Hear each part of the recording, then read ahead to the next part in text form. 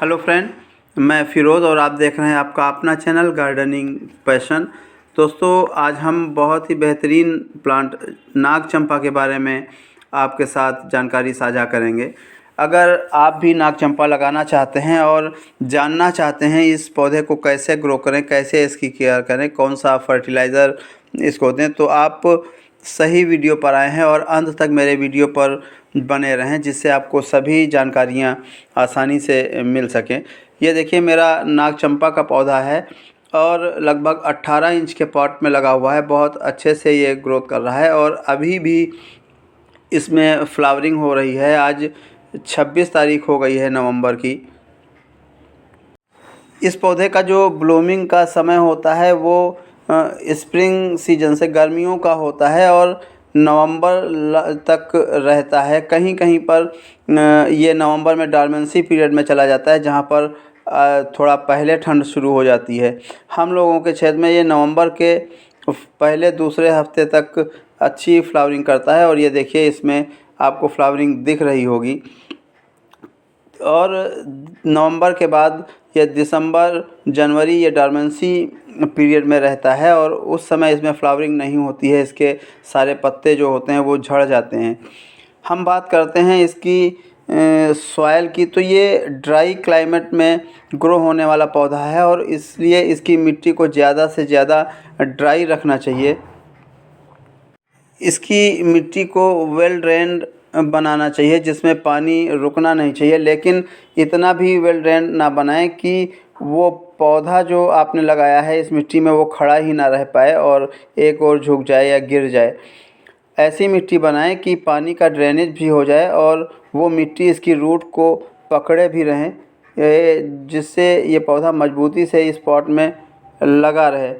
अगर आप इसकी मिट्टी को बहुत ज़्यादा भुरभुरी सी बना देते हैं, बिखरने वाली मिट्टी होती है, तो ये पौधा अपने वज़न के कारण एक ओर झुकने लगता है, तो इसकी रूट हिल जाती हैं और ये पौधा आपका ख़राब हो जाता है। इसके अलावा हम बात करते हैं पानी की, तो इस पौधा में बहुत ज़्यादा ओवर वाटरिंग नहीं करनी चाहिए। इसकी मिट्टी जब पूरी तरीके से सूख जाए अच्छे से, उसी समय इसमें पानी देना चाहिए और बहुत ज़्यादा इसमें ओवर वाटरिंग नहीं करनी चाहिए। इस पौधे को हफ्ते में 2 बार पानी आप दें अगर, तो ये पौधा अच्छे से ग्रोथ करता रहता है। और ठंड और बारिश के दिनों में इसको आप मिट्टी अच्छे से चेक कर लें। ये देखिए, बहुत सूखी सी मिट्टी मैं रखता हूँ इस पॉट की, और इसी तरीके से आपको भी रखनी है, तो ये पौधा अच्छे से ग्रोथ करता रहता है।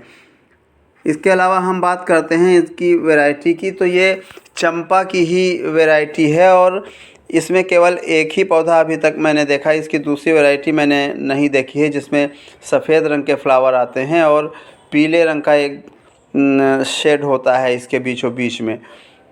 बाकी जो चंपा के पौधे होते हैं उनमें बहुत सारी वैरायटीज़ आती हैं, अलग अलग रंगों के इसमें फ्लावर खिलते हैं और आप उनको भी ठीक इसी तरीके से ग्रो कर सकते हैं और ऐसी ही केयर उन पौधों को भी चाहिए होती है।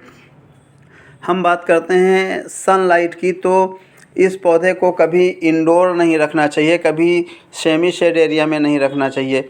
हमेशा इस पौधे को फुल सनलाइट में रखें। और ये देखिए, मेरा पौधा बीचों बीच छत के ऊपर रखा हुआ है और अच्छे से ग्रोथ कर रहा है। इसमें फ्लावरिंग भी हो रही है। आज नवंबर की 26 तारीख है और अभी भी इसमें फ्लावरिंग है। हालांकि ये पौधा कभी कभी ऐसे क्षेत्रों में जहाँ ठंड थोड़ा पहले शुरू हो जाती हैं, वहाँ पर नवंबर में डॉर्मेंसी पीरियड में ये चला जाता है और नवंबर, दिसंबर, जनवरी तक डॉर्मेंट रहता है।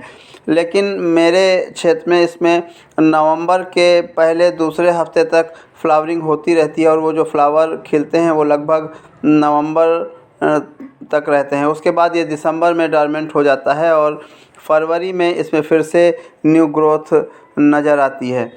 हम बात करते हैं इस पौधे के फर्टिलाइज़र की, तो इसको भी आप सभी पौधों की तरह ही फर्टिलाइज़ कर सकते हैं और इसमें नीम खली या जो सरसों की खली होती है उसको लिक्विड फॉर्म में दे सकते हैं। इसके अलावा इसकी मिट्टी में आप काऊ डंग, वर्मी कंपोस्ट या किचन वेस्ट से जो बना हुआ कंपोस्ट होता है वो इसकी मिट्टी में आप मिला सकते हैं। साथ ही इसकी मिट्टी में आप बोन मील मिला सकते हैं, जिससे इस पौधे को मजबूती मिलती है और ये अच्छे से ग्रो होता रहता है।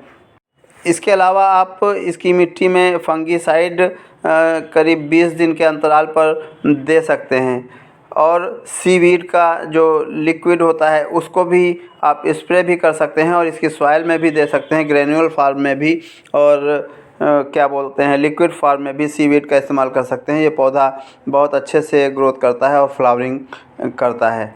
हम बात करते हैं इस पौधे की प्रोपगेशन की, तो इस पौधे को कटिंग से ग्रो करना आसान होता है। ये बहुत आसानी से कटिंग से ग्रो हो जाता है, और इस पौधे को अगर आप स्प्रिंग सीजन से ले करके और बारिश तक आप इस पौधे को ग्रो कर सकते हैं। बस मई जून की जब बहुत तेज़ गर्मी होती है उस समय इसकी कटिंग ग्रो होने में थोड़ा दिक्कत करती हैं, या बारिश के दिनों में जब बहुत बारिश हो रही होती है और इसको आप खुले में रख देते हैं कटिंग लगाकर, तो भी इसकी कटिंग ख़राब हो जाती है, नहीं लगती हैं।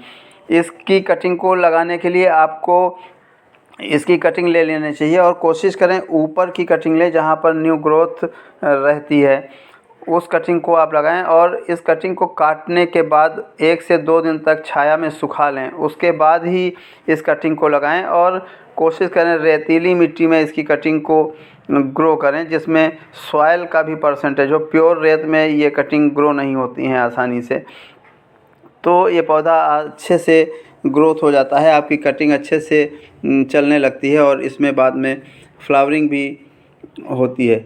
इसके साथ ही एक चीज़ और ध्यान रखें, इस पौधे की जो पत्तियां होती हैं वो जनवरी दिसंबर में गिरने लगती हैं पीली पड़ करके, और केवल स्टेम बचती है।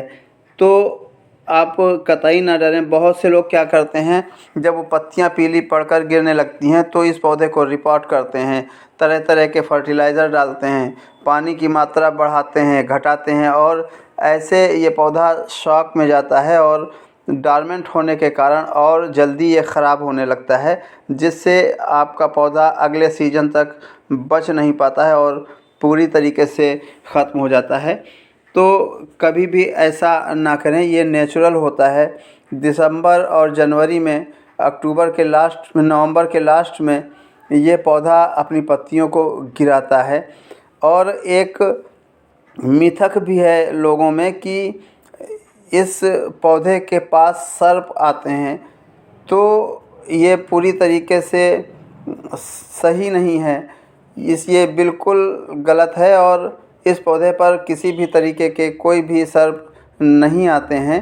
आप इस पौधे को आसानी से अपने घरों में लगा सकते हैं। उम्मीद करता हूँ ये मेरा वीडियो आपको पसंद आया होगा। ऐसी ही नई नई जानकारियाँ पाने के लिए आप मेरे चैनल को सब्सक्राइब कर सकते हैं, मेरे वीडियो को लाइक कर सकते हैं। फिर मिलूँगा एक नई वीडियो के साथ। धन्यवाद।